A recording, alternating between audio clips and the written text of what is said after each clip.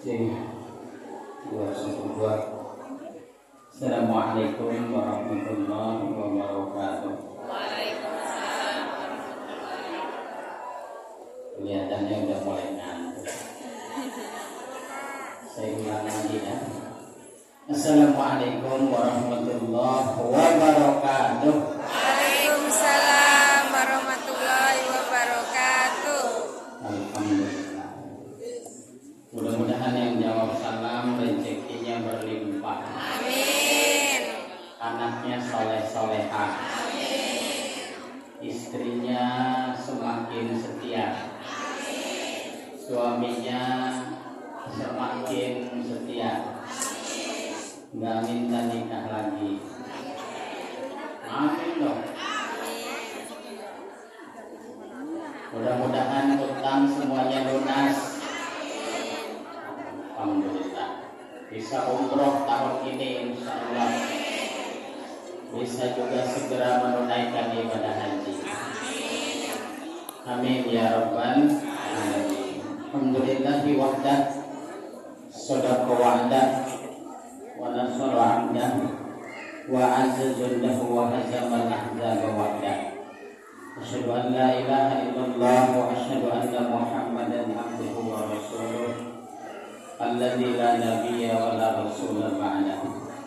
Allahumma salli wa sallim ala habibina wa maulana Muhammadin wa ala alihi wa sahbihi wa man tabi'ahum bi ihsanin ila yaumiddin wa ba'd. Alhamdulillah, atas izin dan kepastian dari Allah, malam hari ini tepat jam 9 kurang 2 menit kita sama-sama dapat berwajah, bertatap muka, semua tidak terlepas dari izin dan kehendak Allah Subhanahu wa ta'ala. Mudah-mudahan seluruh rangkaian nikmat Allah yang Allah amanahkan dalam kehidupan kita selalu mampu kita syukuri, dan kita tergolong sebagai hamba Allah yang senantiasa bersyukur. Amin. Salawat serta salam mari senantiasa kita haturkan atas junjungan kita Nabi Muhammad sallallahu alaihi wasallam, manusia super keren, manusia paling hebat, manusia yang ahli di berbagai bidang. Jika berbicara tentang menjadi suami yang baik, nggak ada lawannya. Nabi Muhammad adalah suami yang terbaik. Jika berbicara tentang politik, nggak ada lawannya. Beliau adalah ahli politik. Jika berbicara tentang strategi intelijen negara dan strategi tingkat internasional, beliau juga tidak ada lawannya. Beliau juga ahli kesehatan. Beliau juga ahli keuangan, Masya Allah. Beliau itu adalah kekasih Allah Subhanahu wa ta'ala, dan Nabi yang kita banggakan adalah Nabi Muhammad sallallahu alaihi wasallam.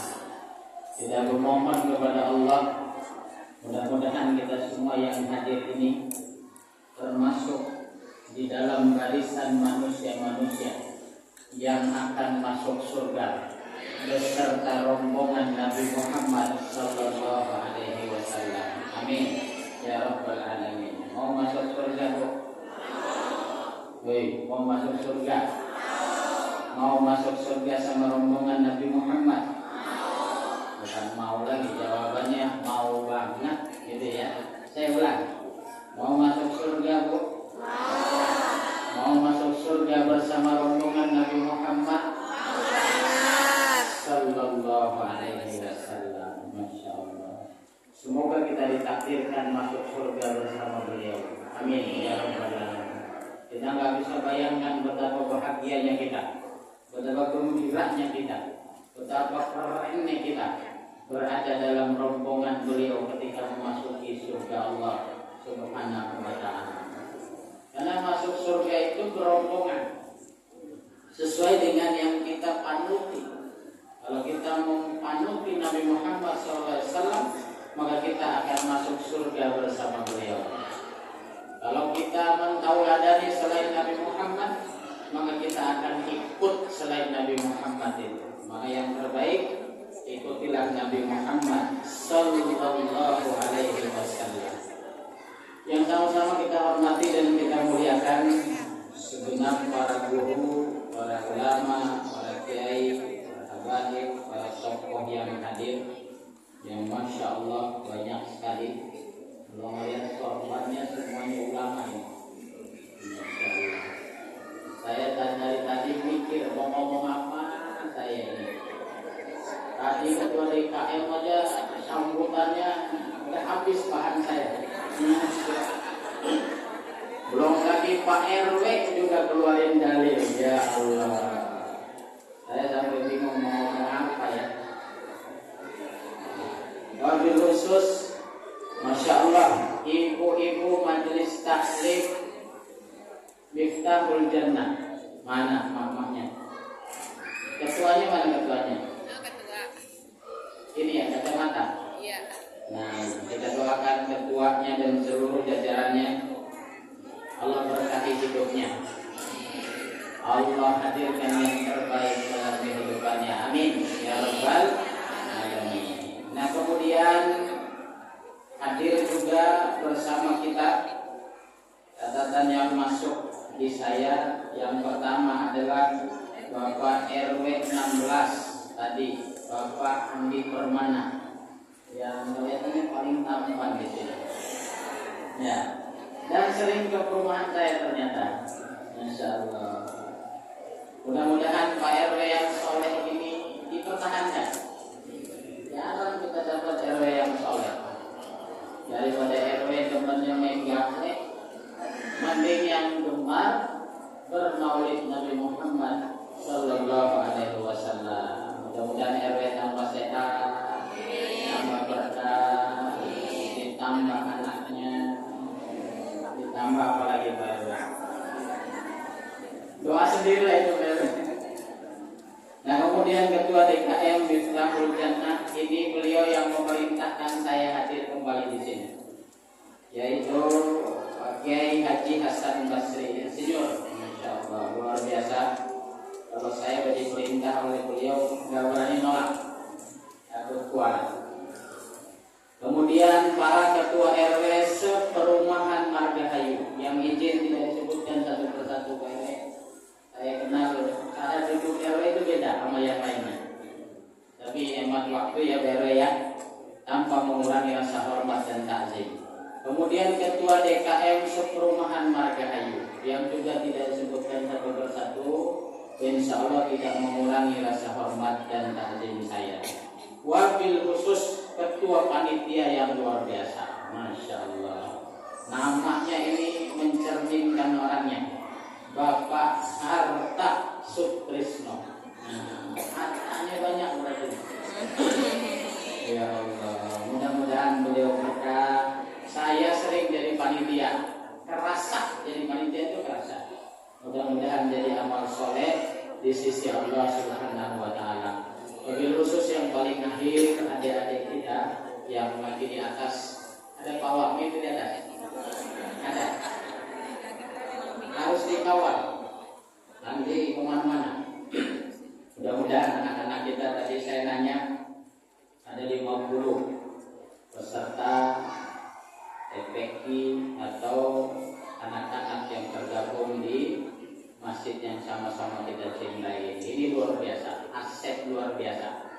Banyak tempat yang lost generasinya, tidak ada penerus masjidnya.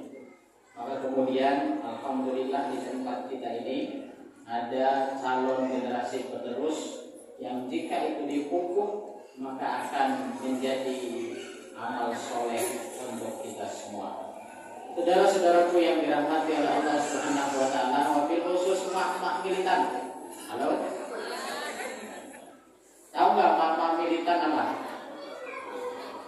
Mak-mak militan adalah mak-mak yang meninggalkan nonton sinetron demi ikut maulid Nabi. Ini mak-mak militan. Kan lagi ganti-ganti remote jam segini. Tapi luar biasa, mau hadir sampai malam seperti ini, saya yakin niatnya cuma satu, yaitu ingin disayang, diingat, dikenal, dan masuk surga bersama Nabi Muhammad Sallallahu Alaihi Wasallam. Ya Allah, niatnya mulia sekali.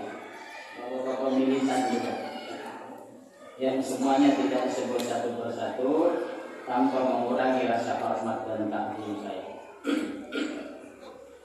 Bapak ibu-ibu yang dirahmati oleh Allah Subhanahu wa taala, jika berbicara tentang Maulid Nabi, maka akan terbagi dua umat Islam Indonesia.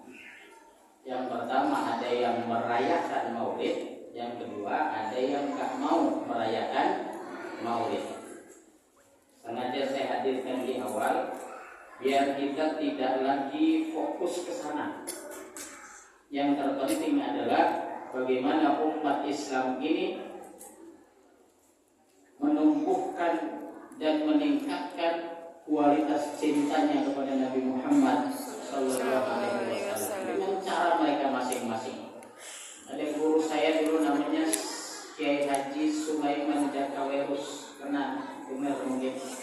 Beliau itu mengatakan umat Islam akan segera maju jika perbedaan kecil-kecilannya diabaikan. Fokus saja pada hal-hal yang besar. Jangan kemudian menghabiskan energi untuk hal-hal yang kecil. Saling menghina karena maulid ini udah gak zaman. Maka yang pengen maulid, silakan. Yang gak mau maulid, oke. Yang terpenting adalah kita semua adalah umat Nabi Muhammad Sallallahu Alaihi Wasallam. Jadi dalam dakwah itu harus menggunakan ground view. Lihatnya dari atas. Lihat dari segala sisi dulu, baru kemudian berpendapat. Jangan sampai lihat dari sisi kanan saja, kita belum pernah lihat dari sisi kiri, akhirnya sudah mengklaim bahwa ini salah dan ini benar. Ya, umat Islam itu butuh persatuan. Umat Islam itu udah kaya raya, banyak yang kaya. Sebut orang kaya di Indonesia, mayoritas orang Islam. Walaupun 9 naga itu, yang 9 itu minoritas orang Islam, tapi seluruh Indonesia yang kaya itu adalah orang Islam. Yang pejabat banyakan Islam atau non Islam? Islam. Bu, banyakan mana? Yang polisi banyakan Islam atau bukan? Islam. Presidennya Islam bukan? Imam besar Masjid Istiqlal Islam bukan?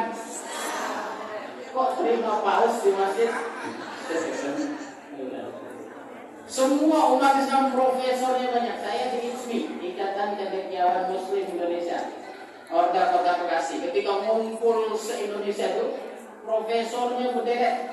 Yang S2 kayak saya malunya minta ampun. Saking banyak yang pintar.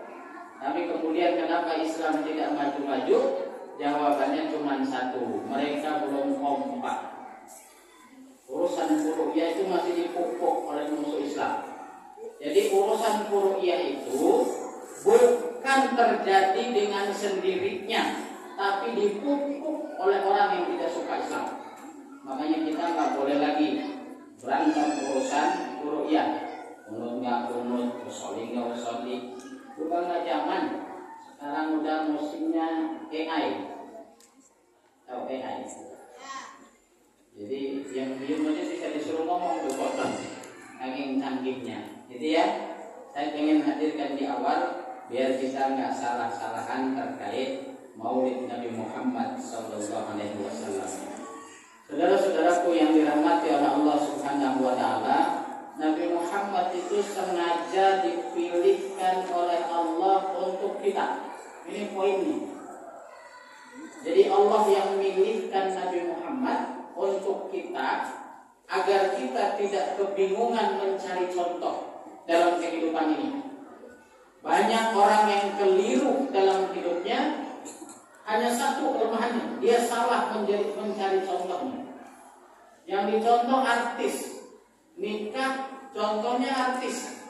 Artis kan pantat panci belum hitam, udah cerai gitu kan? Karena nyontohnya artis, maka gampang hari itu cerai. Naudzubillah, naudzubillah. Contohnya artis, akhirnya keluar rumah pakai bajunya you can see my ketek. Halo bro, tahu you can see my ketek? Mending kalau mulus, burikan, digaruk ngebul, pede gitu dengan keteknya. Ya Allah, karena sama contoh. Coba contoh Nabi Muhammad SAW, pasti selamat dunia hingga akhirat. Ayatnya kurang lebih 4 kali disebut dalam Al-Quran. Awalnya sama, ujung yang beda. Contohnya di dalam surah As-Saff, ada juga di dalam surah Al-Fath. Allah Subhanahu wa taala berfirman, "Huwallazi arsala rasulahu bil huda."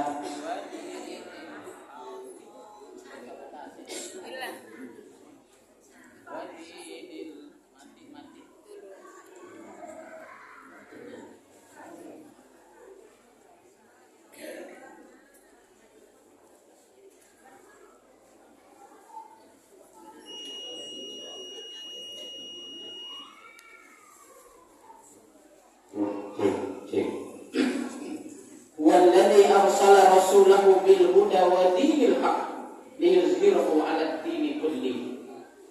Dialah Allah yang mengutus nabinya. Siapa nabinya? Nabi Muhammad sallallahu alaihi wasallam. Diutusnya bukan hanya sosok manusianya saja, tapi diutusnya bersama dinul haq, agama yang paling benar, yang tidak ada lagi tandingannya di atas aturan-aturan yang lain. Apa itu? Agama Islam. Untuk apa? Liyuzhirahu 'ala dini kulli. Islam itu untuk dimenangkan di atas seluruh aturan agama atau aturan-aturan apapun selain Islam. Jadi harus menang Islam itu.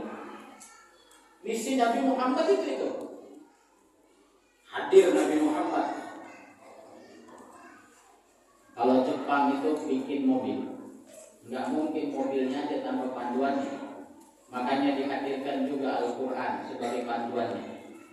Maka dengan Al-Quran itu, maka Nabi Muhammad menuntun kita semua lengkap, nggak ada yang nggak lengkap, nggak ada kurangnya. Islam itu, Islam itu nggak ada kurangnya. Islam itu seperti emas 24 karat. Pas, dikurangi akan gampang patah, dilebihin dikit juga akan gampang rapuh. Pas, nggak boleh ditambah, nggak boleh dikurangi. Islam itu luar biasa. Maka kemudian diutus Nabi Muhammad dengan Islam agar apa? Agar kita bahagia di dunia hingga akhirat nanti. Itu PR utamanya Nabi Muhammad Sallallahu Alaihi Wasallam. Dulu zaman Nabi Muhammad Sallallahu Alaihi Wasallam dan para sahabat tidak pernah perayaan Maulid itu diadakan. Yang begini nih tidak ada. Halo, kita ceritakan aja apa adanya. Jadi secara literasi agama kita nggak ketemu perayaan Maulid Nabi di zaman Nabi Muhammad masih hidup maupun di zaman para sahabat masih hidup. Kapan itu kemudian dicetuskan? Kemudian yang agak kuat dalilnya dicetuskan oleh panglima Islam yang bernama Salahuddin Al-Ayyubi. Kenapa kemudian diadakan perayaan Maulid ini? Jawabannya cuma satu, agar umat Islam semakin kenal, semakin cinta, dan semakin kagum kepada Nabi Muhammad Sallallahu Alaihi Wasallam. Makanya saudara-saudara kita di Nahdlatul Ulama itu ada pembacaan maulidnya yang panjang tuh.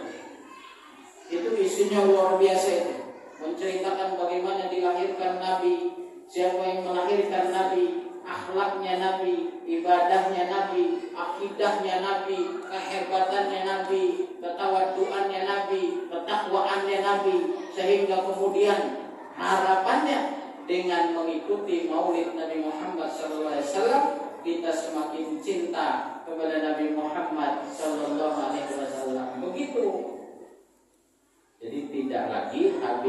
ikut maulid, sholat subuhnya kesiangan. Karena nggak di sini. Saya semalam maulid, makanya kesiangan. Berarti apa yang disampaikan di maulidnya mantul masuk kuping kanan, keluar kuping kanan, nggak membekas. Kalau masuk kuping kanan, keluar kuping kiri, itu ada telapak kakinya, itu ilmu, ada bekas-bekasnya.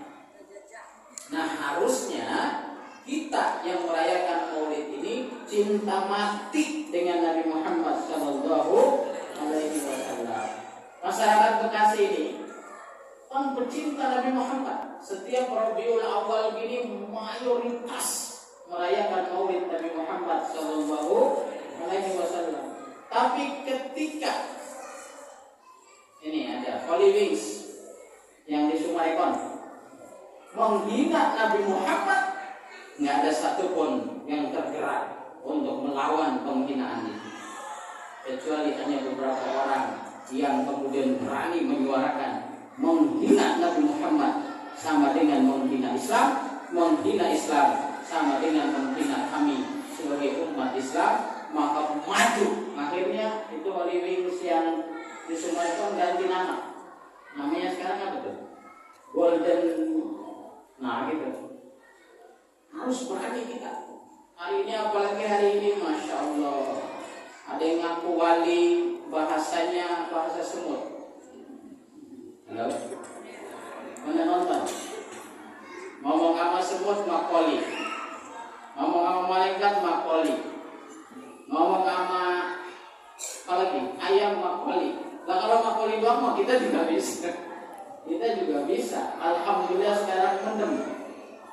Ada lagi yang menghina Nabi Muhammad, namanya Syekh Panji Gumilang. Pernah dengar Syekh Panji Gumilang? Itu luar biasa sadisnya itu orang. Profesor Doktor Honoris Causa Syekh Panji Gumilang. Ya Allah. Menghina Islam sedemikian parah, tapi kemudian dipenjara kurang dari 1 tahun. Ini PR buat kita sebagai pecinta Nabi Muhammad Sallallahu Alaihi Wasallam. Karenanya, mengingat waktu yang sangat terbatas, saya ingin mengerucutkan bahasan pada malam hari ini. Pecinta Nabi Muhammad itu kata para ulama. Bu, ada siapa? Siapa? Woi, ada siapa? Ada para ulama, hanya ada 3 ciri konkretnya. Kalau ada 3 hal ini dalam diri seseorang, berarti dia pecinta Nabi Muhammad Sallallahu Alaihi Wasallam yang sejati. Nabi Muhammad itu nggak usah dibahas lagi oleh kita, bagaimana santunnya, bagaimana biografinya, bagaimana hebatnya, bagaimana kerennya, karena kita semua udah hatam dengan itu. Tapi hari ini mencontoh yang 3 inilah yang lemah dalam umat Islam. Yang pertama, kita harus mencontoh Nabi Muhammad itu dalam beribadahnya. Nabi Muhammad itu Pak nggak pernah telat sholat berjamaah. Umat Islam yang ngaku cinta Nabi Muhammad sering telat atau tepat waktu? Masya Allah. Kalau yang hadir ini mah tepat waktu semua. Amin. Luar biasa. Azan berkumandang itu udah nyampe beliau di masjid. Umat Islam hari ini ngaku cinta Nabi Muhammad, bahkan jadi panitia maulid Nabi. Kadang-kadang ketika azan dikumandangkan ngomel, azan mulu. Naudzubillah, naudzubillah, ngomel dengan azan. Naudzubillah. Memang hasil penelitian ilmiahnya dari 100 orang itu yang benernya umat Islam itu yang cinta Nabi Muhammad hanya 25 orang. 25 orang itu harus didakwahi lagi. Hanya bayar ini. Saya punya RW di lingkungan tuh, karena saya ketua kerohanian, saya minta usulkan di RW itu setiap minggu adakan taklim mingguan.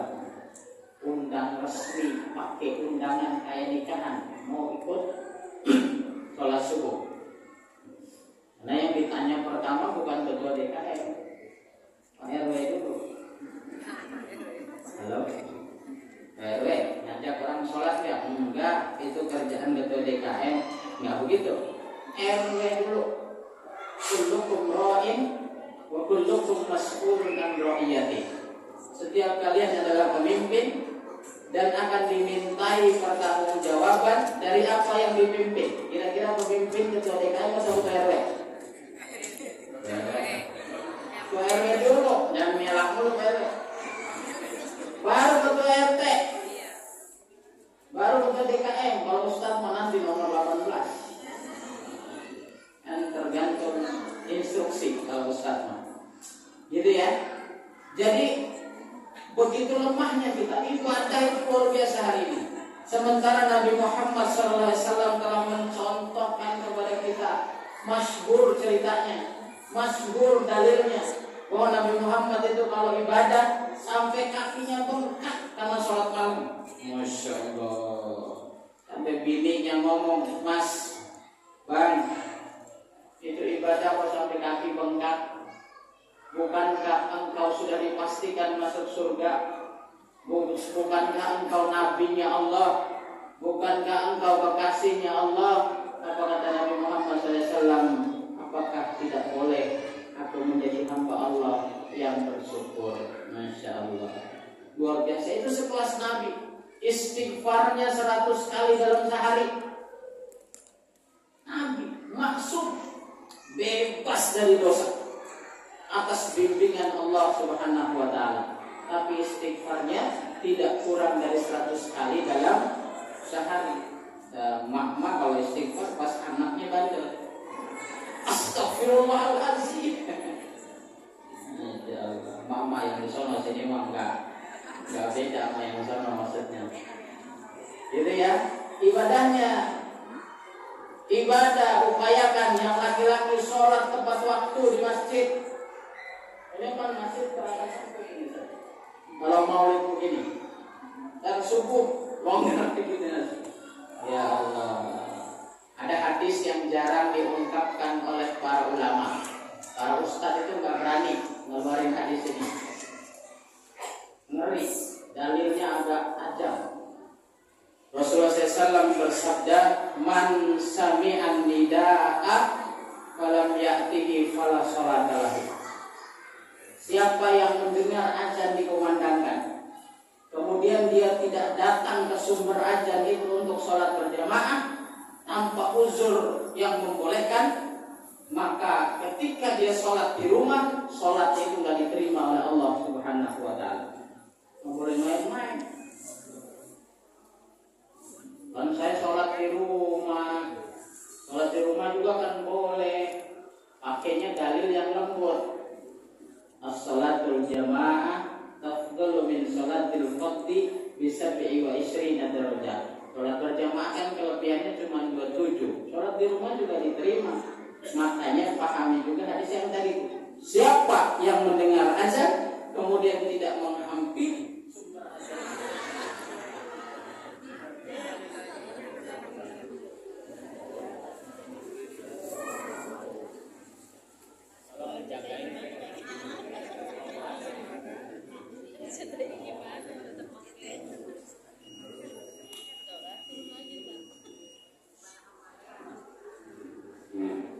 sekali lagi saya tutup nih.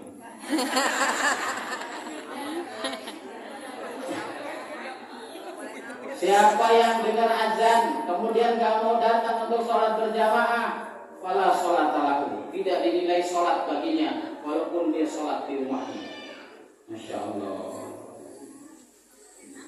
Rasulullah SAW gak pernah ninggalin sholat berjamaah, hatta beliau lagi kurang sehat, kecuali pada akhir-akhir hidupnya yang 3 hari yang masyhur itu, yang digantikan oleh Abu Bakar As-Siddiq radhiyallahu anhu. Beliau sholat tepat waktu. Kenapa kita sebagai pecinta Nabi Muhammad ngaku cinta Nabi Muhammad tapi sholatnya nggak tepat waktu? Masya Allah, itu sholat tuh. Belum lagi ibadah-ibadah yang lain. Sholat sunnahnya, puasanya, baik sama istri, baik sama suami, ini semua adalah ibadah. Kita contoh ibadahnya Nabi Muhammad Sallallahu Alaihi Wasallam. Kalau orang Barat mengatakan time is money, apa artinya? Waktu adalah fulus. Itu yang matre itu orang-orang Barat. Waktu aja dianggap uang. Kemudian orang Arab masyhur, ada juga yang mengatakan bahwa ini hadis. Tapi kemudian masyhurnya orang Arab mengatakan al-waktu kasyayf. Waktu itu laksana pedang. Orang Islam harus mengatakan al-waktu kulluhal ibadah. Waktu itu semuanya harus diupayakan menjadi ibadah. Makanya orang Islam itu marahnya pun jadi ibadah. Yang sering beribadah dengan marah itu sahabat Umar bin Khattab. Jangan coba-coba menghina Nabi di depan beliau. Pedangnya itu cepat terhunus. Jangan coba-coba menghina Islam di depan beliau. Jangan coba-coba melanggar syariat di depan beliau. Marahnya Umar bin Khattab itu juga untuk ibadah kepada Allah Subhanahu wa taala. Nangisnya kita harus jadi ibadah, sedihnya kita jadi ibadah, diamnya kita jadi ibadah, bergaulnya kita jadi ibadah, jadi pemimpinnya kita jadi ibadah, jadi bawahannya kita jadi ibadah. Semua harus disulap jadi ibadah. Karena itulah yang dicontohkan oleh Nabi Muhammad Sallallahu Alaihi Wasallam. Maka kalau tidak bernilai ibadah, tinggalkan. Kalau semua umat Islam memahami bahwa semua agenda kehidupan ini adalah ibadah, maka Indonesia akan segera menjadi baldatun thayyibatun wa rabbun ghafur. Jadi wali kota karena ibadah. Berani korupsi enggak? Enggak. Berarti wali kota yang ketangkap KPK pasti enggak ibadah. Halo? Saya enggak sebut orangnya. Jadi menteri yang ibadah nggak mungkin menyalahgunakan jabatannya. Karena orang yang beribadah syaratnya dua. Yang pertama niatnya karena Allah. Yang kedua pasti harus diupayakan sesuai dengan tuntunan Nabi Muhammad Sallallahu Alaihi Wasallam. Nggak mungkin tuh salah tanda tangan. Nggak mungkin itu markup anggaran. Nggak mungkin itu menzolimi orang lain karena dia niatnya untuk ibadah. Polisi kalau niat jadi polisinya untuk ibadah, berani nggak tilang sembarangan? Enggak. Berani nggak damai di tempat? Enggak. Halo. Suami kalau niatnya untuk ibadah, berani nggak lirik cewek lain? Enggak. Walaupun memang suami itu laki-laki itu nafsunya di mata. Maka pahami kalau melihat itu kayaknya lihai gitu. Halo. Nah kalau perempuan nafsunya di sentuhan. Memang begitu kodratnya. Pahamilah kalau melirik-lirik dikit gitu ya. Coba ya. Halo. Makanya suami itu tugasnya luar biasa dalam Islam. Nyuci tugas siapa? Suami. Nyuci itu tugas suami. Masak tugas siapa? Tuh. Ini serius, bukan main-main nih. Nyari uang tugas siapa? Jemur baju tugas siapa? Nyapuin rumah tugas siapa? Suami semua Pak. Istri tugasnya cuma satu, taat sama suami. Kalau kata suami nyuci, ya nyuci. Halo. Kata suami masak, ya masak. Kata suami jemur, ya jemur. Karena tugasnya cuma satu, taat sama suami. Kalau kita taat sama suami karena ibadah, enak tuh. Nggak kemudian nyalain suami, buang mulu yang nyapu. Nggak gitu. Pas nyapu, ya Allah, aku niatkan untuk ibadah. Kira-kira capek nggak Bu? Capek. Enggak. Capek, tapi kan nggak kedumel. Capek, tapi jadi ibadah tuh. Masak niatin jadi ibadah, kira-kira menyenangkan nggak? Enggak. Ini agak beda ini. ibadah, aman hidup kita. Jadi apapun, jadi presiden untuk ibadah, berani ngutang mulu nggak? Ya. Presiden sono tahu dari Ukraina. Jadi hakim untuk ibadah, berani nggak vonis yang salah? Vonisnya harusnya 7 tahun, divonis 1 tahun. Harusnya dihukum 12 tahun, divonisnya setengah tahun. Naudzubillah summa naudzubillah. Pokoknya kalau hidup kita mencontoh Nabi Muhammad di poin yang pertama ini, kelar hidup kita. Nyaman, bahagia, menyenangkan sampai kita masuk surga bersama beliau. Apa tadi poin pertamanya, Bu? Beribadah. Niatkan semua untuk ibadah. Kumpul ini untuk ibadah, bukan untuk snacknya. Ini kalau niatnya bukan untuk ibadah, ada aja yang komentar, snacknya gitu doang. Masih kebuli kek, gitu. Pengennya. Tapi kalau niatnya untuk ibadah, alhamdulillah dapat ibadah, dikasih snack lagi. Mudah-mudahan ke depan nanti kebuli. Gitu. Apa sekali anggarin buat nasi kebuli dalam maulid, insya Allah. Gitu ya. Itu yang pertama, niatkan untuk ibadah. Berteman untuk ibadah. Jadi suami untuk ibadah. Jadi tetangga untuk ibadah. Jadi tetangga dalam ibadah, mungkin nggak kita iri sama tetangga? Enggak. Tetangga beli mobil, kita senang nggak? Senang. Jangan pusing. Ya beli mobil. Kalau sampai ya beli mobil aman. Tapi ada tambahan, ya beli mobil. Jangan korupsi itu suami. Nah itu ya kacau itu dah. Ya Allah, kok bisa ya? Kemarin belinya motor bagus, sekarang mobil. Wah capek. Tetangga beli mobil, kita beli bodrek. Pusing.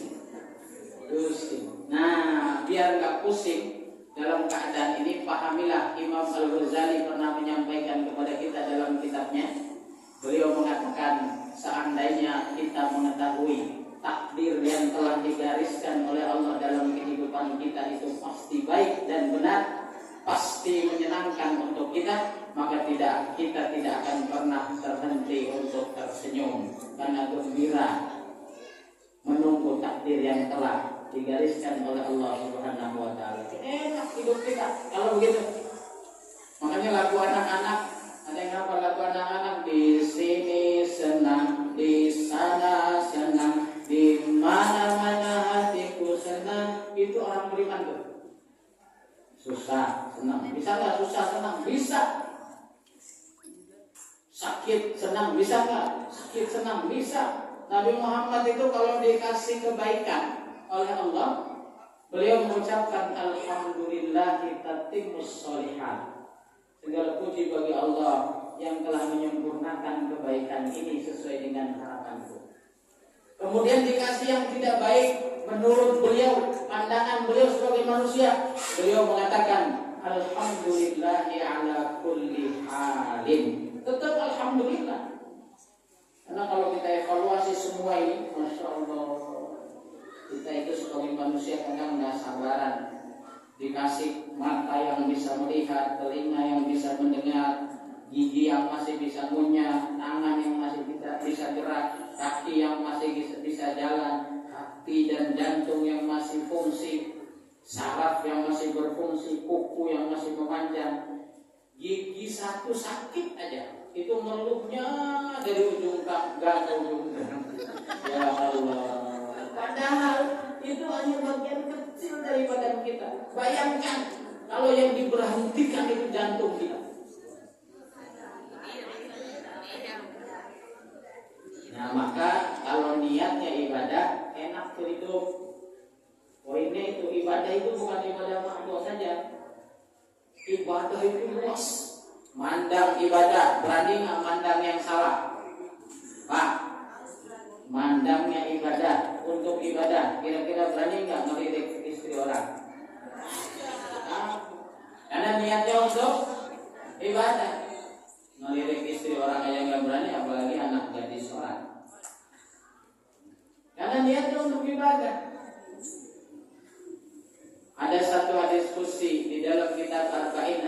Muhammadiyah ayat 30 ayat nomor 39.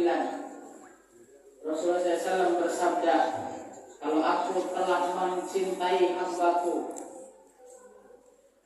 kuntu sam'ahu alladhi yasma'u biha, aku akan menjadi pendengarannya, yang dimana pendengaran itu mereka akan mendengar. Jadi Allah bimbing pendengaran kita. Kalau kita benar-benar hidup untuk ibadah, maka pendengaran akan dibimbing, akan mendengar yang baik-baik saja. Ketika ada yang tidak baik, mentah. Wa kuntu basarahu alladhi yubsiru biha, aku akan menjadi pandangannya, matanya, penglihatannya, di mana penglihatan itu digunakan untuk melihat, dibimbing oleh Allah penglihatan kita. Wa rijlahu alladhi yamshi biha, aku akan menjadi kakinya, menjelma menjadi kakinya, di mana kaki itu digunakan untuk melangkah kepada kebaikan dan kebenaran. Jadi kalau kaki kita, mata kita, telinga kita, tangan kita sudah dibimbing oleh Allah Subhanahu wa taala, pasti akan tersaring dalam pergaulan kita, nggak akan berani kita melangkah kepada yang salah. Nah, ini perlunya kita sebagai pecinta Nabi Muhammad itu orientasi utama kita mencontoh ibadah dari Nabi Muhammad Sallallahu Alaihi Wasallam. Karena ibadah Nabi Muhammad gak mudah marah.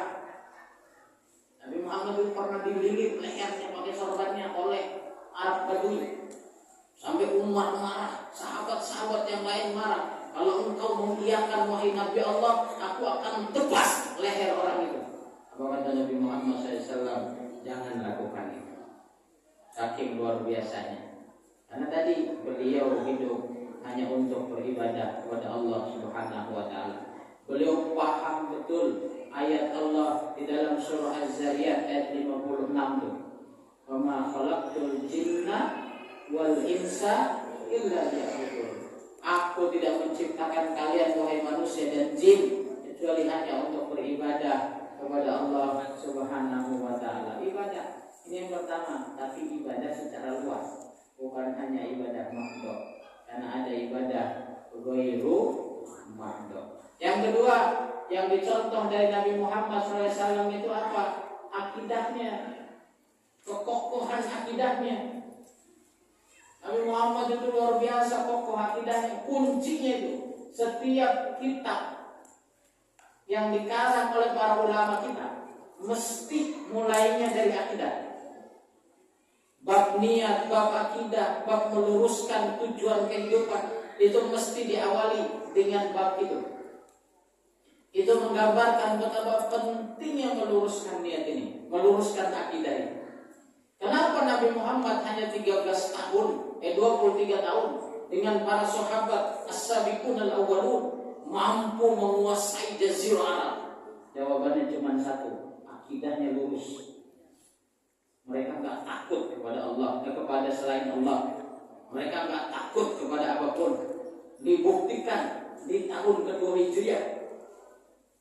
Pengajaran akidah 13 tahun di Mekah. Itu dibuktikan pada tahun kedua Hijriah. Disyariatkannya perang Badar. Perang Badar itu, Bu, pernah dengar kisah perang Badar? Bu, halo. Perang Badar itu perang yang tidak imbang. Jumlah kaum muslimin hanya 313 orang. Jumlah pasukan musuh lebih dari 1000 orang. Alutsista atau peralatan peperangan itu juga nggak imbang. Kaum muslimin ketika itu kurang lebih hanya 7 atau 8 orang yang naik kuda dan onta. Sementara pasukan Quraisy tidak ada satupun yang jalan kaki. Semuanya kalau nggak naik gajah, dia naik onta. Kalau nggak naik onta, naiknya kuda yang terbaik ketika itu. Nggak ada yang jalan kaki. Tapi pasukan Nabi Muhammad hanya 8 atau 7 orang yang kemudian berkendaraan. Persenjataan pedangnya juga tidak imbang. Senjatanya Quraisy begitu luar biasa. Senjatanya kaum muslimin lemah. Pengalaman perang juga luar biasa, gak imbang. Pengalaman perangnya Quraisy dan sekutunya itu luar biasa. Karena pada perang Badar itu Quraisy dan sekutunya itu hanya memilih pasukan terbaik dari sekutunya, dari utusan kabilah-kabilah yang diutus untuk perang Badar. Sementara Nabi Muhammad dan para sahabatnya yang 313 orang itu minim pengalaman, nggak ngerti tentang perang. Diuji akidah beliau di situ. Maju, kata Allah, beliau merem. Ya Allah, maju. Nggak mikir gimana ya Allah, ini 313 lawan 1000. Bunuh diri ini mah nggak begitu. Beliau mengatakan karena Allah memerintahkan, beliau hanya mengeluarkan kata kalimat sami'na wa ata'na. Kami dengar ya Allah dan kami taati. Kenapa itu bisa keluar dari mulut beliau? Jawabannya satu, akidahnya udah lurus. Beliau yakin betul Allah akan memenangkannya. Beliau yakin Allah akan menolongnya. Beliau yakin Allah akan membackup-nya. Beliau yakin Allah akan menguatkannya. Maka kemudian beliau maju dengan gemuruh takbir dengan para sahabatnya, dan Allah takdirkan mereka menang atas izin Allah Subhanahu wa taala. Ini luar biasa. Kekuatan akidah itu luar biasa. Kam min fi'atin qalilatin ghalabat fi'atan katsiratan bi'iznillah. Berapa banyak kaum yang sedikit mampu mengalahkan yang banyak karena disebabkan keyakinan yang lurus, akhirnya dimenangkan oleh Allah Subhanahu wa taala. Jadi luar biasa. Makanya Nabi Muhammad tak tergoyahkan ketika ditawari harta, tahta dan cinta. Yang paling dicari laki-laki itu adalah harta, tahta dan cinta. Bukan wanita, cinta. Wanita. Jadi harta ditawarkan, diutus. Kisahnya begini. Jadi Quraisy ini kebingungan menghadapi Nabi Muhammad seorang diri dengan orang-orang rendahan di Mekah ketika itu. Orang-orang rendahan, mantan budak, orang susah gitu. Belakangan tuh baru masuk Umar bin Khattab dan lain sebagainya. Mereka rapat paripurna. Bukan rapat harian, rapat paripurna. Mencari solusi gimana caranya mengalahkan Muhammad. Akhirnya pada rapat itu mereka menyimpulkan gak mungkin kita kalahkan Muhammad dengan kekerasan. Masya Allah. Caranya adalah kita lobby dia. Kita kasih apa yang dia mau. Kita kasih apa yang dia inginkan. Dengan begitu kita akan gampang mengalahkan Muhammad dan teman-temannya. Kata Quraisy begitu. Akhirnya diutuslah pamannya namanya Abu Thalib, ayah dari Ali bin Abi Thalib. Datanglah pamannya ke Nabi Muhammad SAW. Wahai keponakanku, kamu akan dikasih harta sebanyak apapun yang kamu inginkan. Kamu akan dikasih kedudukan setinggi apapun yang kamu inginkan. Kamu akan dikasih cinta seperti apapun yang kamu inginkan. Tapi satu syaratnya, janganlah dilanjutkan dakwah tentang Islammu itu. Apa kata Nabi Muhammad dengan tegas? Beliau mengatakan, wahai pamanku, sampaikan kepada mereka, aku tidak akan meninggalkan apa yang diajarkan oleh Allah ini, walaupun mereka memetik matahari diletakkan di tangan kananku, kemudian memetik rembulan diletakkan di tangan kiriku, dan itu dimandatkan untuk aku miliki kedua-duanya. Demi Allah, aku tidak akan berhenti mendakwahkan agama ini sampai aku menang atas izin Allah atau aku kalah atas izin Allah. Masya Allah. Kuat kira-kira akidahnya, Bu? Kuat nggak kira-kira akidahnya? Hari ini kita sedih dibawain Indomie 3-4 bungkus, beras 2 liter, minyak kita lagi, bukan? Minyak kita yang 2 kali pakai udah hitungnya minta ampun tuh. Kau tahu saya pakai itu, gitu ya. Minyak kita, kemudian ya dimasih milih yang ini ya, milihnya yang salah. Naudzubillah summa naudzubillah, bahkan ganti agama karena urusan perut. Naudzubillah summa naudzubillah. Maka perlu menguatkan akidah. Jadikan program RW jadikan program RT, jadikan program DKM, jadikan program kota, jadikan program provinsi, jadikan program berbangsa dan bernegara, menguatkan akidah masyarakat itu. Makanya di alinea pertama pembukaan Undang-Undang Dasar itu kan jelas atas berkat rahmat Allah kemerdekaan ini kita raih.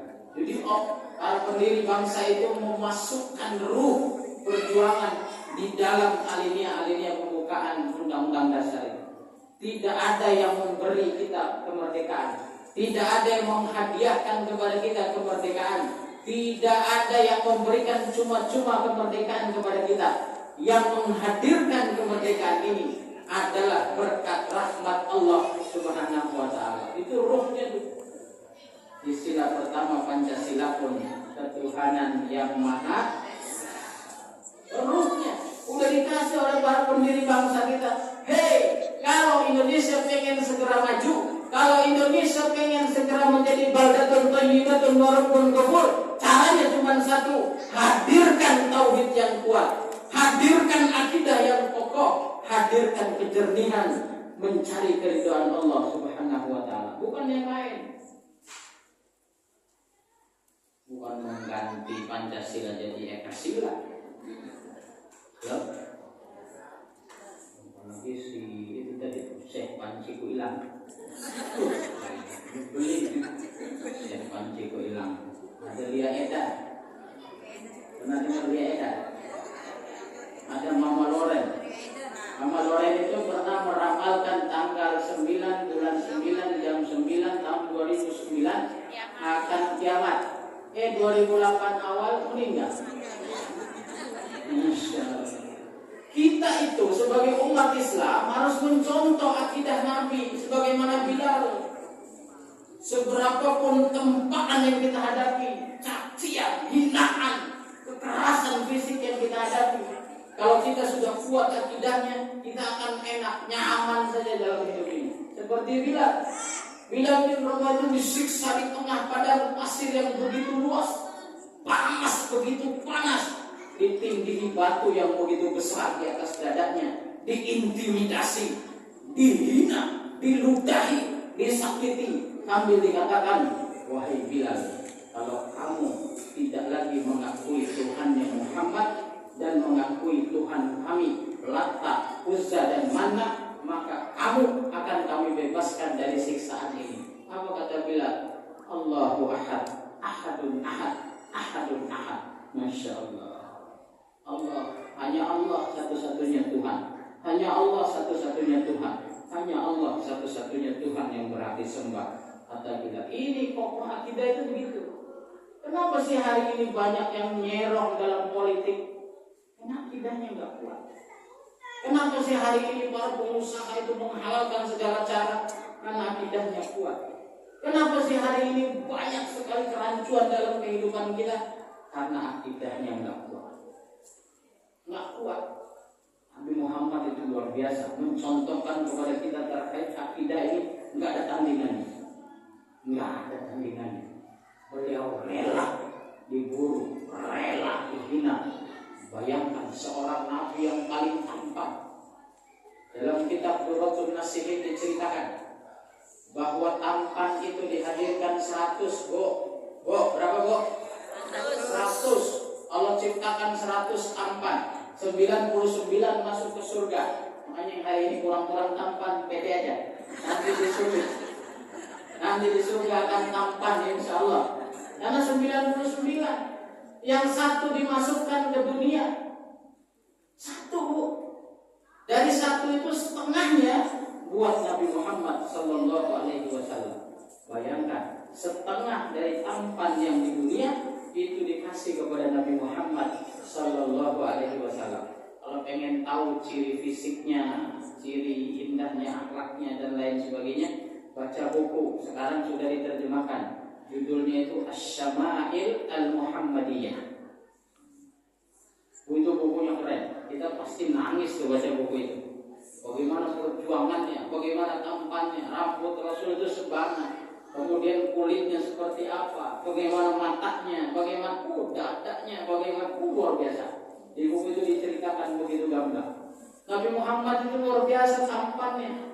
Kalau dalam mimpi ketemu orang yang tampannya di atas rata-rata, Bu, berarti Nabi Muhammad.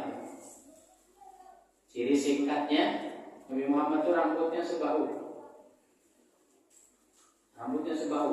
Kalau Mama Gufron itu sepinggang dia. Tahu Mama Gufron tahu yang bisa bahasa semut? Ada semut. Mama kali, nanya Mama kali ya. Pengen gedik kayak rasanya. Nabi Muhammad sebahu, nggak tinggi nggak pendek beliau. Kulitnya nggak putih banget nggak hitam.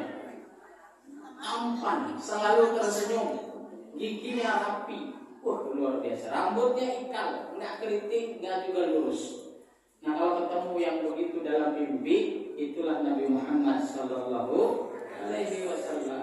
Makanya kata Nabi Muhammad, man rani fil manam faqad rani fa inna syaitan la yatamassalu bi. Siapa yang melihat aku dalam mimpinya atau bermimpi melihat aku, maka sungguh dia telah melihat aku, kata Nabi Muhammad Sallallahu Alaihi Wasallam. Karena setan tidak mampu menyerupai aku. Ya Allah, ada amalannya. Ini boleh dicatat. Saya dikasih amalan oleh kepala guru saya. Bagaimana agar memimpikan Nabi Muhammad Sallallahu Alaihi Wasallam? Mau memimpikan Nabi Muhammad? Jadi nggak di awang-awang. Nabi Muhammad itu kayak apa sih? Jadi boleh bisa minta kepada Allah agar memimpikan Nabi Muhammad Sallallahu Alaihi Wasallam. Yang pertama amalannya, ini boleh dicatat nih, diingat boleh. Yang pertama, jangan tidur sebelum berwudu. Wudu dulu. Wudu seperti mau sholat. Wudu, tidur dalam keadaan bersih. Yang kedua, tidurlah menutup aurat. Jadi jangan gitu, menutup aurat. Nah kemudian yang ketiga, mohon kepada Allah, bahasanya bebas. Ya Allah, aku pengen ketemu Nabi Muhammad dalam mimpiku. Doa aja dengan tulus dan ikhlas. Kemudian yang selanjutnya, sholawatlah terhadap Nabi Muhammad sampai kita tertidur. Insya Allah dengan mengamalkan itu, kita akan ketemu Nabi Muhammad dalam mimpi kita. Sholawatnya ada yang panjang, ada yang pendek, silakan. Ada yang paling singkat, sallallahu alaihi sampai kita tidur. Itu diamalkan gak lama, insya Allah kita akan ketemu Nabi Muhammad Sallallahu Alaihi Wasallam. Kalau sudah bermimpi ketemu Nabi Muhammad, oleh para ulama dinasihati kepada kita, jangan mengumbar cerita itu. Nikmati sendiri. Tapi pengajaran agar kemudian kita bisa memimpikan Nabi Muhammad itu harus disebarkan. Nikmati sendiri. Jadi apa Bu? Atau wudu. Pastikan sebelum wudu nggak berantem sama suami.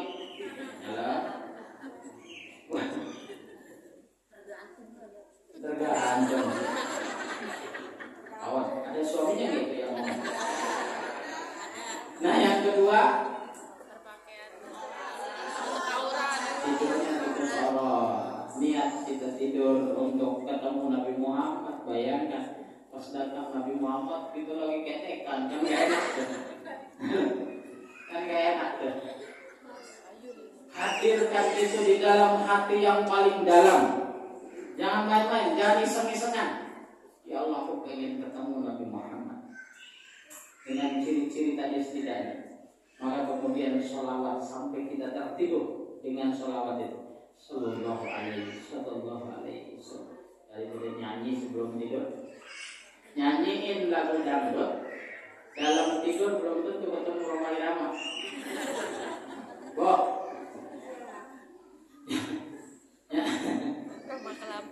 nyanyiin lagu Basurik dalam tidur nggak ketemu Basuriknya. Tapi kalau bersolawat kepada Nabi Muhammad SAW, insya Allah kita akan ketemu Nabi Muhammad SAW. Apa bisa sekali langsung dapat? Ada yang katanya langsung, ada yang butuh berhari-hari, ada yang butuh bahkan agak lama, tapi nggak sampai lama banget kita akan ketemu Nabi Muhammad SAW. Plus hadirkan dalam benak kita mau ngomong apa dengan Nabi Muhammad Sallallahu Alaihi Wasallam. Kalau kita berpapasan sama Nabi Muhammad, kira-kira mau ngomong apa? Jangan ceritain kejelekan suami. I love you Nabi Muhammad.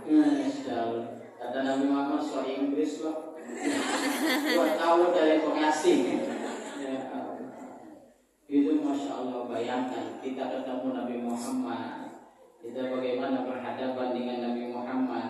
Bayangkan kalau ditanya bagaimana kabarmu wahai umatku, kita jawab kira-kira. Ceritain tetangga saya itu Nabi Muhammad, tolong dong ditegur nih apa gitu. Ya. Akidah itu berawal dari kejernihan hati. Orang yang jernih akidahnya, orang yang jernih hatinya, nggak mungkin mudah marah, nggak mungkin gampang benci, nggak mungkin mudah menyalahkan orang lain, nggak mungkin dia pelit, nggak mungkin dia julid. Halo? Kenapa? Karena hatinya sudah bersih. Ala inna fil jasadi mudghah.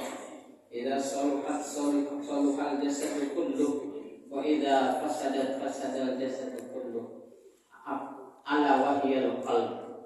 Ingatlah di dalam diri manusia itu ada segumpal darah. Kalau segumpal darah itu benar, maka akan benar seluruh anggota badannya. Jadi kalau hatinya sudah benar, tangannya ini akan berbuat yang benar. Maksudnya gitu. Matanya akan melihat yang benar. Telinganya akan mendengar yang benar. Dia akan nyaman dengan yang benar saja, nggak nyaman dengan yang tidak benar. Kalau hatinya sudah jernih. Wa idza fasadal jasadu kulluh.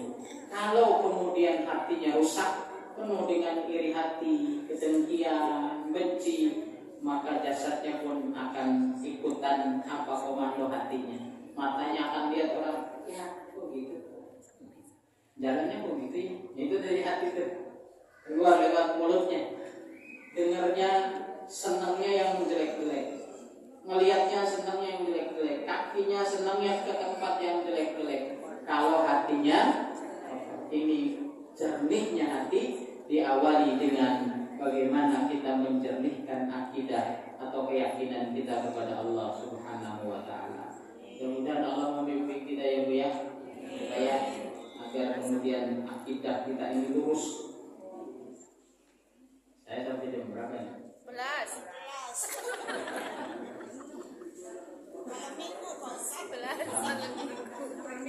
Saya sih siap aja sampai jam 6 juga. Ya. Bapak ibu-ibu enak sambil makan. Ini kan nggak ada snacknya. Ada air putih. Ya, bayangin.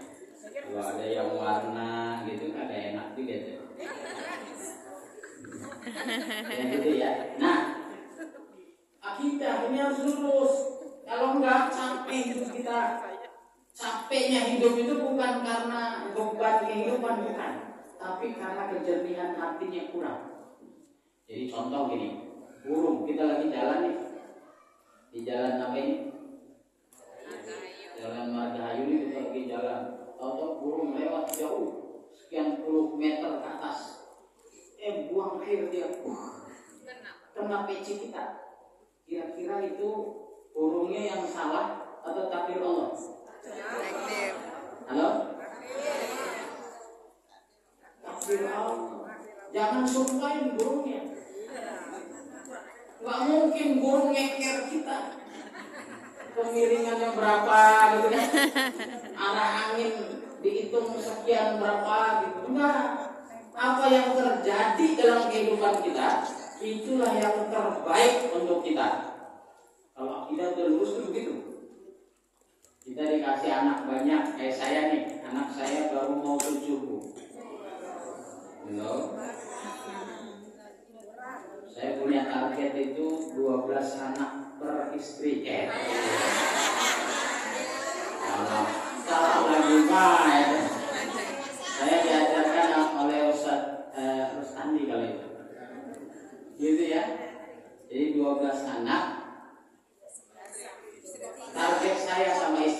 aman. Biar aman. Alhamdulillah baru mau 7. Doain Bu ya, mau lahiran bulan depan. Istri saya itu kalau lahiran biasanya kan 2 tahun sekali. Saya bilang ke istri saya, Umi, istirahat dulu lahirannya. Nanti 2 tahun lagi baru lahiran. Ya. Karena istri saya suka ngomong sakit, lahiran itu sakit, gitu kan? Saya nggak percaya.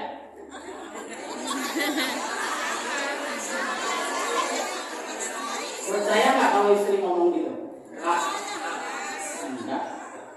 Dari anak saya lahir pertama ngomong sakit, 2 tahun lagi lahir lagi. Lahir lagi sakit, 2 tahun lagi lahir lagi, sampai 6 orang anak sekarang. Oh, ini lagi bercanda nih istri saya ini. Gitu. Yang lebih sakit itu disunat, Bu.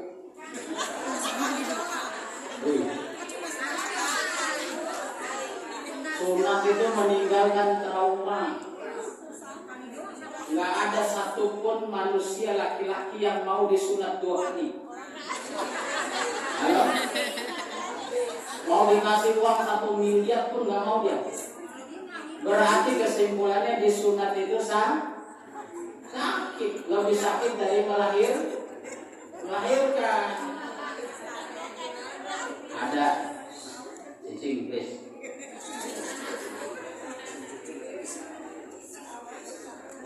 Ada tawaran ke saya, Ustaz. Mau nggak disunat lagi? Enggak. Tapi diukir. Ya Allah. Nggak mau saya juga. Mau dibayar berapapun. Begitu traumanya disunat. Makanya ibu jangan lebay juga. Tapi emang sakit diakui oleh Allah. Melahirkan itu sakit di dalam Al-Quran. Tapi kan ketagihan melahirkan. Perempuan yang rajin melahirkan itu lebih sehat daripada yang nggak mau melahirkan. Ini hasil dokter, ada dokter tadi, mana dokter? Perempuan yang tidak KB itu lebih sehat daripada yang ikut KB. Makanya mertua saya KB-kan. Halo?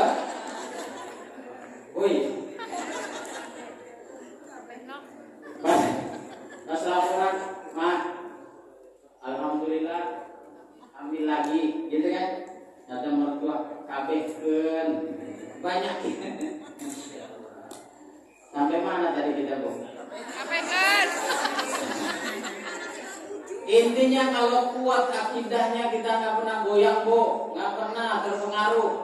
Urusan ekonomi kita nikmati, urusan COVID kemarin kita nikmati, urusan apapun kita nikmati. Kalau akidah kita sudah kuat. Makanya PR pertama kita kuatkan akidah. Itu yang kedua. Kalau kita memang serius mencintai Nabi Muhammad Sallallahu Alaihi Wasallam. Yang ketiga, Bu. Yang ketiga akhlaknya. Nabi Muhammad itu urusan akhlak udah yang terbaik.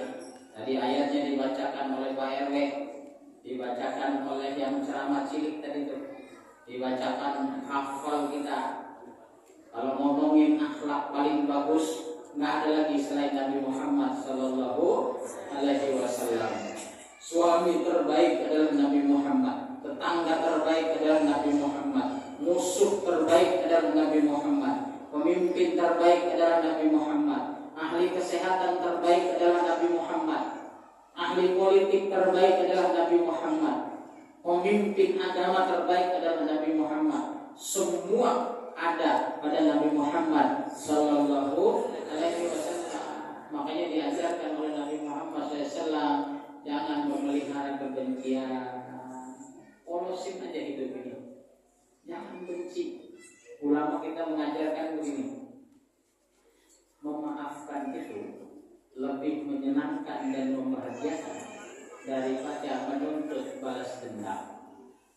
Kalau udah pengen balas dendam kan, melihat orangnya pengen makan, sebel gitu. Tapi kalau memaafkan enak.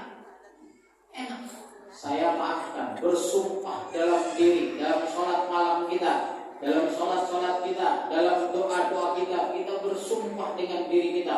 Aku bersumpah atas nama Allah, aku maafkan semua orang yang telah berbuat salah kepadaku. Coba lakukan itu. Plong hidup kita. Plong, enak. Nggak ada lagi yang kita benci. Kalau udah benci-bencian ini kan pas-pasan, yang satu nengok kanan, yang satu kiri. Nggak enak banget itu.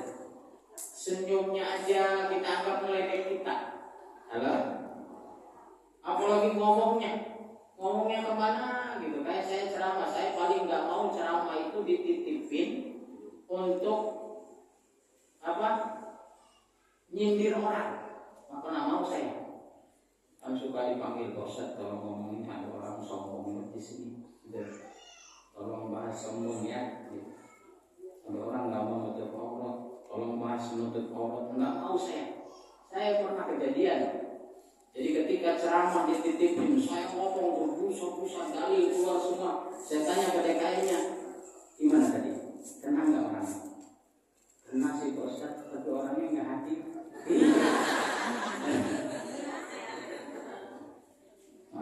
Ngapain kita ngomongin orang, apalagi ceramah. Jadi ya, kalau ada dalam ceramah itu yang menyinggung kita, itu adalah ceramah yang paling bagus.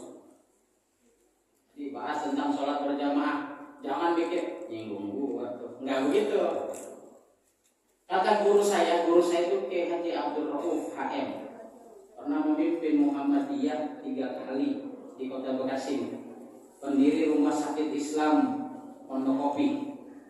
Jadi beliau menasihati saya, kalau ada nasihat yang kamu rasakan itu menggores hatimu, disindir oleh nasihat itu, maka nasihat itulah nasihat terbaik. Karena tidak ada kulit yang sakit kena air laut kecuali kulit itu ada lukanya. Tidak ada hati yang sakit mendengarkan ceramah kecuali hati itu hati yang sedang sakit. Begitu. Bersyukur kita. Ketika ada ceramah lempeng aja, kita nggak tersinggung. Oh itu ceramahnya nggak tepat. Nah dalam prakteknya sebaliknya, kalau yang ceramahnya terus terang, jangan dia ekstrim. Apalagi ceramahnya nggak ada lucu-lucunya. Sekarang dai yang rame itu dai yang melucu. Ditanya tadi bahas apa Ustaz? Tadi ceritain yang lucu-lucu aja. Sisanya nggak tahu. Maka harus ada ilmu akhlak. Akhlak bu, akhlak sama tetangga. Kita pelajari benar tuh bagaimana akhlak dengan tetangga. Akhlak kepada mantu, akhlak kepada anak, akhlak kepada suami, akhlak kepada istri, akhlak kepada bawahan, akhlak kepada atasan, akhlak kepada pemimpin, akhlak kepada semua, termasuk juga kepada binatang. Kita harus belajar. Perlu. Karena ini yang diajarkan oleh Nabi Muhammad Sallallahu Alaihi Wasallam. Bagaimana santunnya beliau, bagaimana sabarnya beliau, bagaimana tawaduknya beliau, bagaimana kemudian beliau itu masya Allah ibadahnya, bagaimana beliau itu dalam tutur katanya, bagaimana beliau itu dalam perbuatannya. Kita harus mencontoh. Tugas kita cuma satu, copy paste, nggak dirubah, langsung dipaste dalam kotak kita. Jadi contohnya itu ATM, amati, tiru, modifikasi, plug, ada plugnya. Jadi jangan modifikasi yang dimaksud adalah sesuaikan dengan zaman kita. Karena nggak boleh juga kita kaku. Ada yang mengharamkan ngantar jenazah pakai ambulan. Karena zaman Nabi nggak ada ambulan. Merasa kaku itu sekali. Kalau masih kaku itu juga. Pas meninggalnya diantar pakai ambulan. Alhamdulillah. Ada juga yang mengharamkan kemudian jalan di aspal. Karena zaman Nabi Muhammad nggak ada aspal. Kacau itu. Nah maka perlu kata Rasulullah SAW, wa in kana fid-din fa'alayya. Kalau urusan agama kembalikan kepadaku. Wa antum a'lamu bi umuri dunyakum. Kalian lebih tahu kondisi dan keadaan terkait dunia kalian. Dulu zaman Nabi nggak ada yang pakai jilbab begini. Halo? Orang belum ada dulu. Yang jelas nutup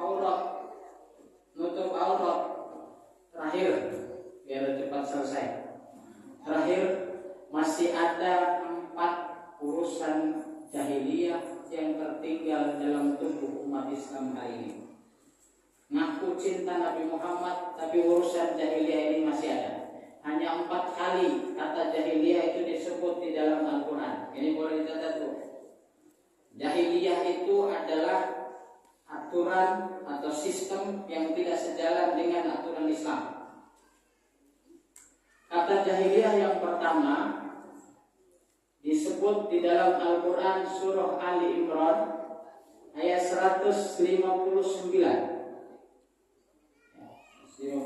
Allah Subhanahu wa taala berfirman di sana terkait zonal jahiliyah.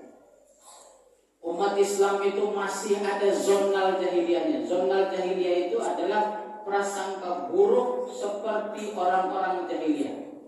Berprasangka dengan Allah nggak akan tolong kita, Allah nggak akan bantu kita, Allah nggak akan backup kita, Allah nggak akan peduli dengan kita. Ini prasangka jahiliyah, tinggalkan. Karena Nabi Muhammad hadir untuk memerangi kejahiliyahan ini. Kemudian yang kedua ada di dalam surah Al-Maidah ayat 50. Allah Subhanahu wa taala berfirman, "Afa hukmal jahiliyati yabghun?"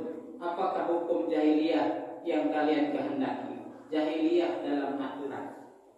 Umat Islam lebih mengedepankan aturan selain Islam daripada aturan Islam. Baik itu dalam tatanan pribadinya, rumah tangganya, maupun yang lebih luas dari itu. Jadi kalau kita atur hidup kita dengan Islam, aman udah. Makanya kata Allah dalam Al-Quran surah Al-Baqarah ayat 208 itu, ya ayyuhalladzina amanu udkhulu fis-silmi kaffah. Wahai orang-orang yang telah mengaku beriman, masuklah ke dalam Islam secara totalitas. Di masjid Islam, di pasar Islam, nggak boleh ninggalin Islam di pasar.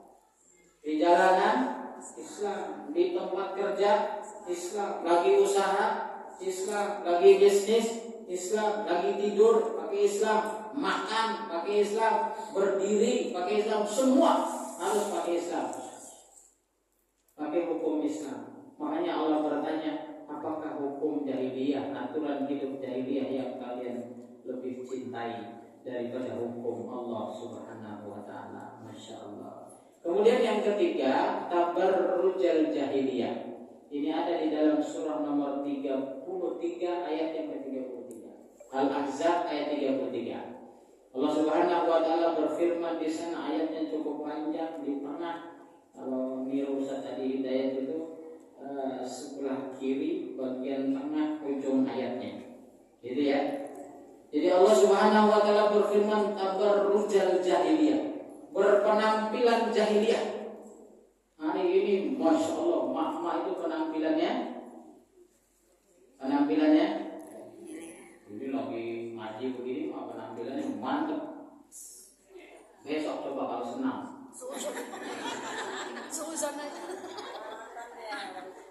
saya pernah kejadian mahasiswa saya itu kan, saya gak wajibin mereka jilbab. Saya bilang kalau nggak malu, hadirlah di kuliah saya dengan tidak menutup aurat. Ternyata sakti kalimat itu, Ustaz. Akhirnya datang menutup auratnya. Pakai jilbab semua di dalam kelas, tapi ketika di luar kelas nggak kenal saya, karena tidak lagi pakai jilbab.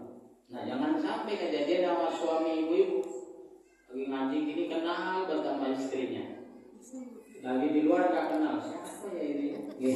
Masya Allah, karena nggak pakai jilbab. Laki-laki juga begitu. Tabarrujal jahiliyah itu berpenampilan tidak sesuai dengan penampilan yang diajarkan oleh Allah dan Rasulnya.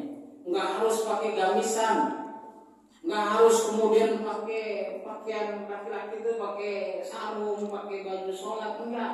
Yang penting menutup aurat. Di masjid menutup aurat, lagi main badminton menutup aurat. Kadang di masjid yang menutup aurat, main badmintonnya pakai kolor doang. Ibu-ibu juga nggak tahan kalau lihat bapak-bapak pakai kolor doang. Biasa aja. Biasa aja. Wah, ini penghinaan. Jangan bayangin bapak-bapak itu yang ada di sini ya. Tengku Wisnu misalnya, pakai kolor bang main badminton. Biasa aja juga. Nah, Luar biasa. Luar biasa. Nah, maka itu perlunya rusaknya kita ini diantaranya masih ada urusan jahiliyah ini. Pakai demen banget pakai you can see my ketek tadi. Keluar ya Allah. Sekarang kan marah nih senam-senam. Dalam Islam senam aja itu nggak boleh di muka umum.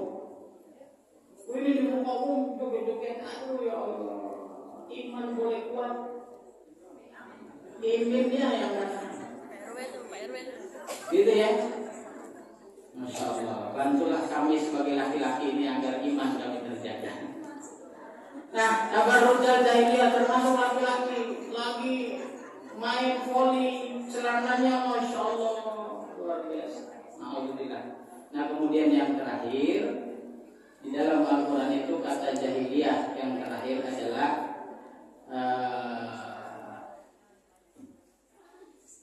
tabarrujal jahiliyah. Astagfirullah. Yang terakhir itu ada di dalam surah Al-Fat ayat yang ke-26.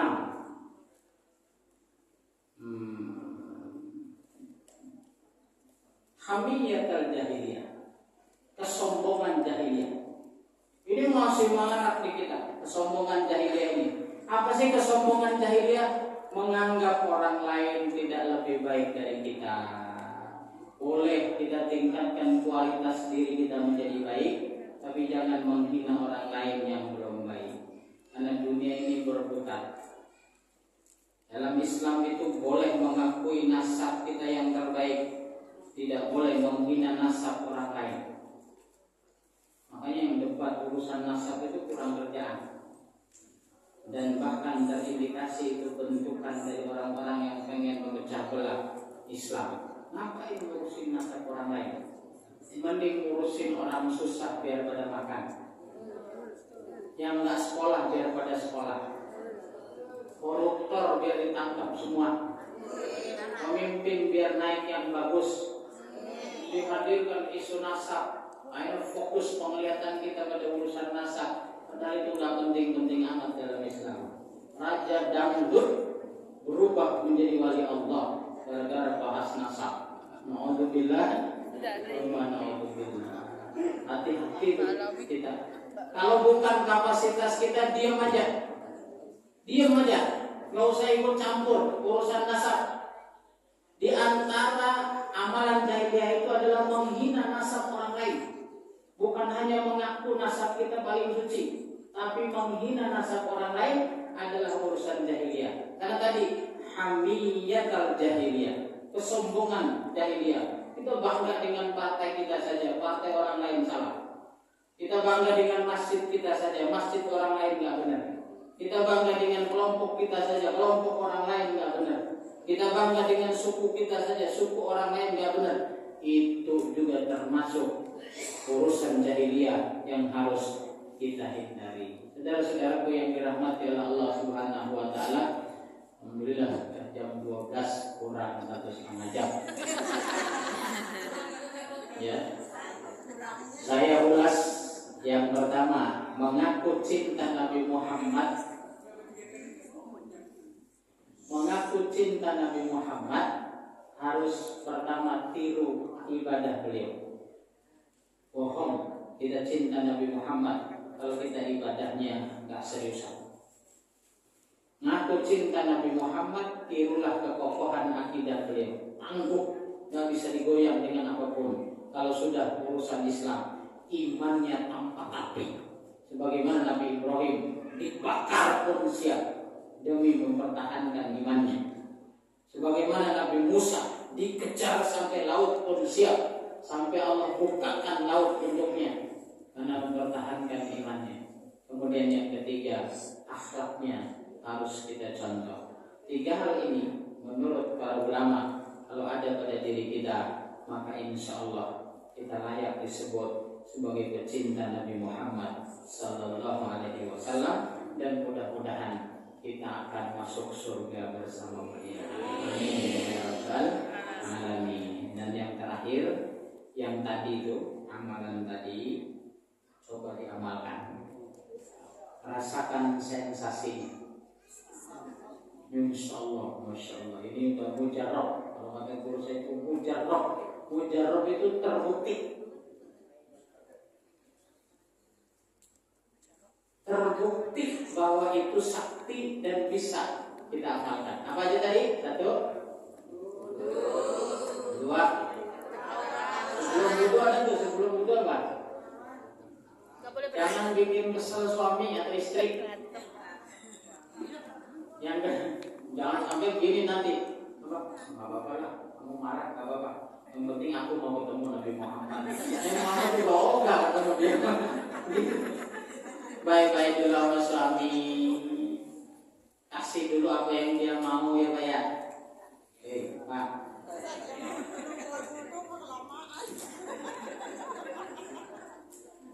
Apa tadi? Apa tadi? 1, 2, 3. Melawat sampai tidur. Siapin mental mau ketemu Nabi Muhammad. Ketemu Tengku Wisnu aja ibu-ibu udah gemetar. Apalagi ketemu Nabi Muhammad. Pastikan mau ngomong apa sama Nabi Muhammad. Nabi Muhammad ngomong, kok dari mana? Mau jawab apa kita? Gitu ya. Ya Allah, mudah-mudahan kita ditakdirkan mimpi Nabi Muhammad walaupun sekali dalam seumur hidup. Amin.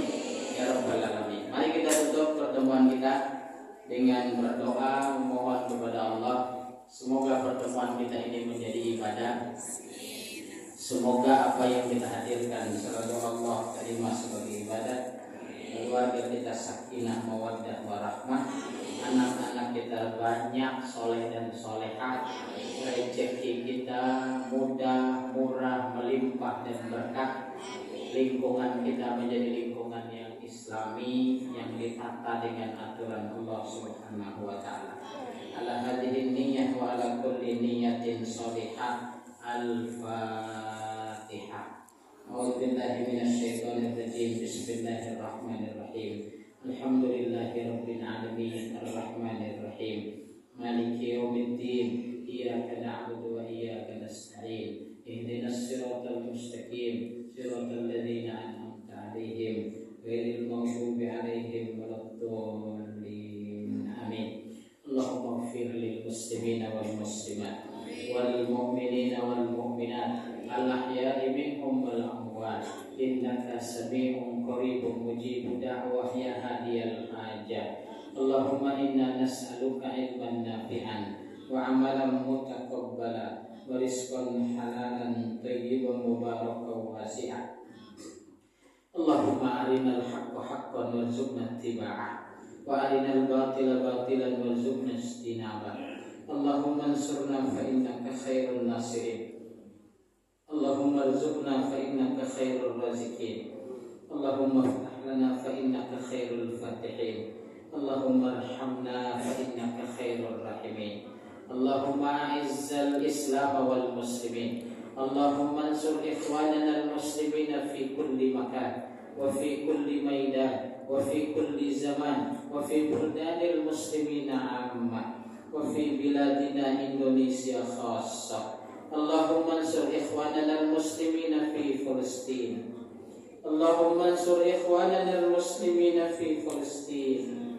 Allahumma ansur ikhwanana al-muslimina al-mustad'afina fi Palestin. Ya Allah yang Maha Pengasih lagi Maha Penyayang, bimbing kami ya Allah agar kami mampu menjadi hamba-Mu yang baik. Bimbing kami ya Allah agar kami mampu menjadi umat Rasul-Mu yang baik ya Allah. Agar kami mampu meniru keindahan akhlak beliau ya Allah. Agar kami mampu meniru kekokohan akidah beliau ya Allah. Agar kami mampu meniru semangat ibadah beliau ya Allah. Bimbing kami ya Allah agar kami menjadikan dunia ini hanya sekedar permainan ya Allah. bukan tujuan utama kami ya Allah. Jangan biarkan dunia ini meliputi kehidupan kami sehingga kami lupa dengan cita-cita utama kami ya Allah, yaitu meninggal dalam keadaan husnul khatimah ya Allah. Ya Allah yang Maha Pengasih lagi Maha Penyayang, bimbing kami agar kami mampu meniru akhlak Nabi kami ya Allah. Jangan biarkan akhlak tidak terpuji bersarang dalam diri kami ya Allah. Jangan biarkan kami menjadi manusia yang sombong ya Allah. Jangan biarkan kami menjadi manusia yang penuh dengan iri hati dan kedengkian ya Allah. Jangan biarkan kami menjadi manusia yang malas beribadah ya Allah. Ya Allah, pahamkan kepada kami bahwa hidup ini sementara ya Allah. Hari demi hari kami lalui hanya untuk menuju kematian ya Allah. Perlombaan kami dalam menggapai dunia hanyalah sementara ya Allah. Ujungnya pasti kematian ya Allah. Jadikan kami manusia yang cerdas sebagaimana Nabi-Mu telah mengajarkan kami ya Allah. Al-Kaisu man dana nafsahu wa amila lima ba'dal maut. Manusia yang paling cerdas adalah mereka yang selalu mengingat kematian dan selalu mempersiapkan diri untuk hidup serta bekal setelah kematiannya ya Allah. Ya Allah yang Maha Pengasih lagi Maha Penyayang, sayangilah orang tua kami ya Allah. Demi keagungan-Mu ya Allah, kami ingin membahagiakan mereka ya Allah.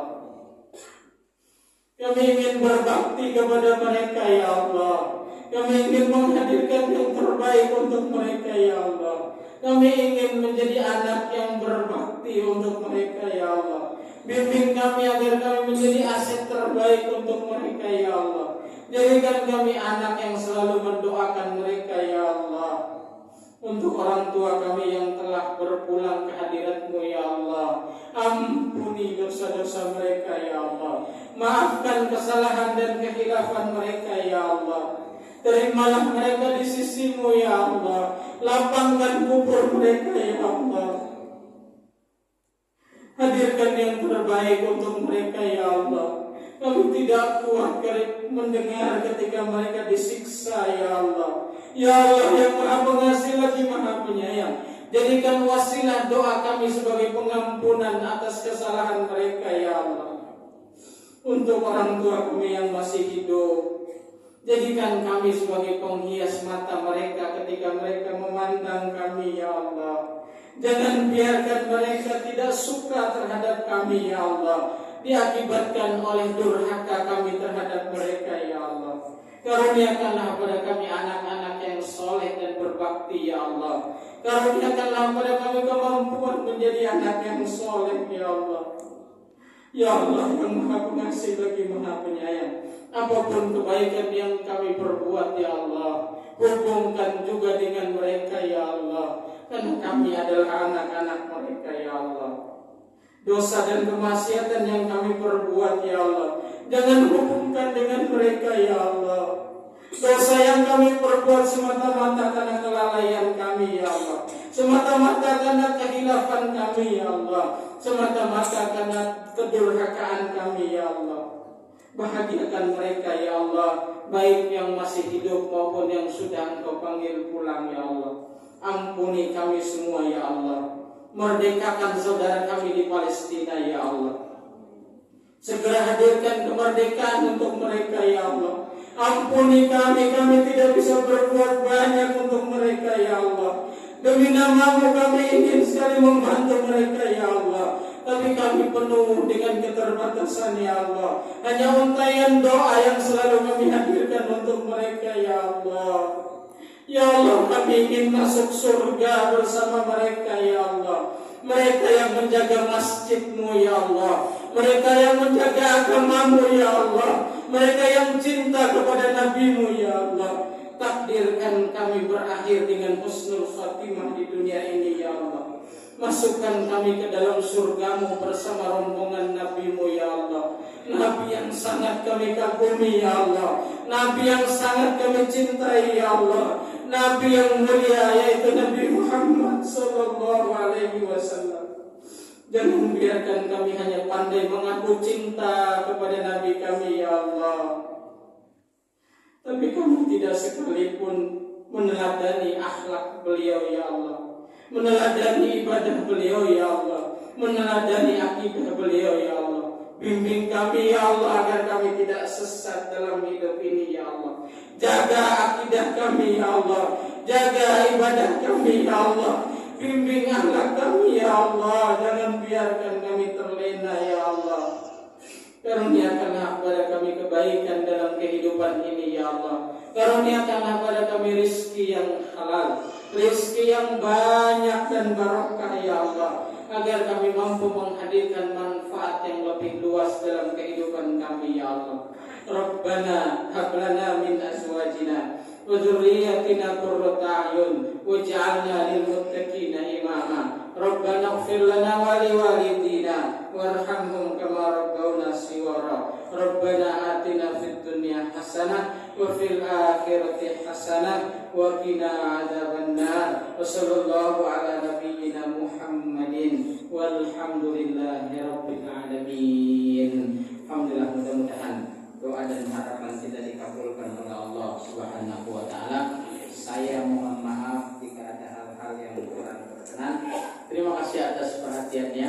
Nasihati saya kalau saya tidak sejalan dengan yang seharusnya. Hadanallahu wa iyyakum ajma'in. Al-afdhu minkum. Assalamualaikum warahmatullahi wabarakatuh.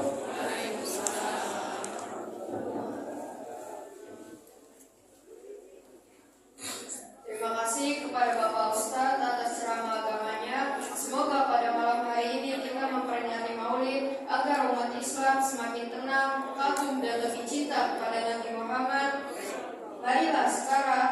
Marilah mulai sekarang hidup kita perbaiki dengan akhlak yang dicontohkan oleh Nabi dan lebih rajin beribadah, agar kita semua yang hadir pada malam hari ini masuk surga bersama Nabi Muhammad SAW. Amin ya rabbal alamin. Bapak-bapak dan ibu-ibu, kita mengenal time is money, dan sekarang kita mengenal time is sholat. Waktu adalah sholat. Sebelum kami tutup, pergi haji bersama putra naik unta. Kami selaku pembawa acara mohon maaf jika ada salah kata. Demikian acara pada malam hari ini. Kami selaku pembawa acara mohon maaf sebesar-besarnya jika jalannya acara terdapat hal yang kurang berkenan di hati Bapak, Ibu, serta saudara sekalian. Mari sama-sama kita tutup dengan membaca hamdalah. Alhamdulillahirabbil alamin. Dan kafaratul majelis. Subhanallahumma wa bihamdika asyhadu an la ilaha illa anta astaghfiruka wa atubu ilaik. Wabillahi taufiq wal hidayah. Wassalamualaikum warahmatullahi wabarakatuh.